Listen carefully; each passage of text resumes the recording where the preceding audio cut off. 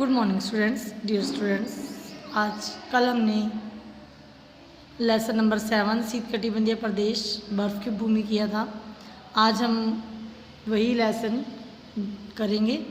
शीतकटिबंधीय प्रदेश 2 हैं जो प्रत्येक गोलार्ध में एक है।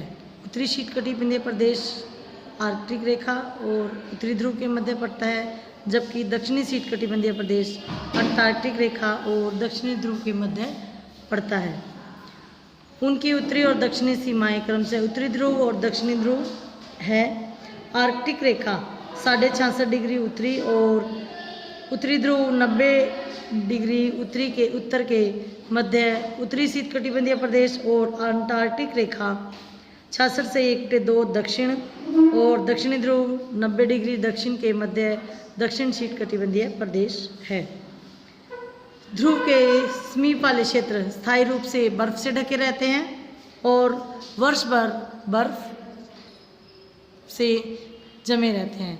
अंटार्कटिका महाद्वीप विश्व में सबसे ठंडा स्थान है, जो कि दक्षिण शीतकटिबंधीय प्रदेश में पड़ता है। इसे बर्फीला महाद्वीप कहते हैं।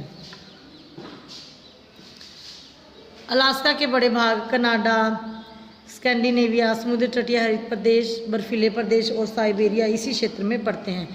ध्रुव के चारों ओर क्षेत्र गंभीर और वनस्पति जीवन में कमी के कारण बसा हुआ नहीं है। बर्फ के खोल को हिमटोपी के नाम से जाना जाता है। यह हिमटोपी महासागर में बहुत तेजी से घूमती है। कभी कभी मुख्य भाग से बर्फ के छोटे टुकड़े टूट जाते हैं और महासागर में गिर जाते हैं। ये बर्फ के तैरते हुए हिमशिलाएँ कहलाते हैं। ये हिमशिलाएँ जलयानों के लिए खतरा होती है। कभी कभी हिमशिलाओं के टकराने से जलयान क्षतिग्रस्त हो जाते हैं और डूब जाते हैं। उदाहरण के लिए 1912 में एक विशाल जलयान टाइटैनिक एक बड़ी शिला से टकराने के बाद टूट गया था। उसके बाद है यहाँ का जलवायु। उत्तरी और दक्षिणी शीतकटिबंधीय प्रदेश भूमध्य रेखा से दूर है।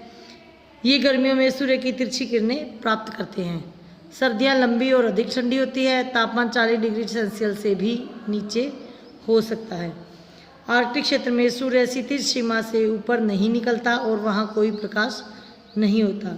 इस प्रकार सर्दियों में अंधेरे के माह होते हैं। गर्मियाँ मुश्किल से 2 या 3 माह की ही होती हैं।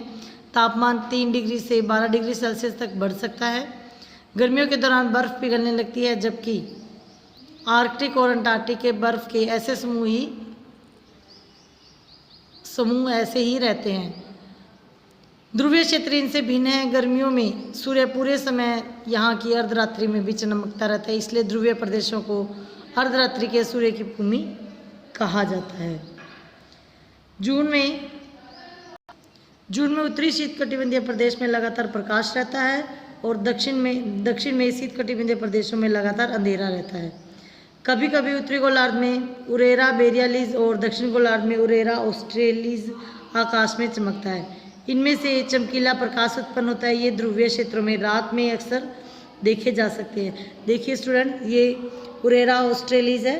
ये जो है प्रकाश गहरी रात्रि में चमकता हुआ दिखाई देता है। ये ध्रुवीय क्षेत्रों में रात में अक्सर देखे जा सकते हैं। ये पृथ्वी के वायुमंडल में आवेशित कणों के कारण, हवा के जो कण हैं वो आपस में टकराने के कारण उत्पन्न होते हैं।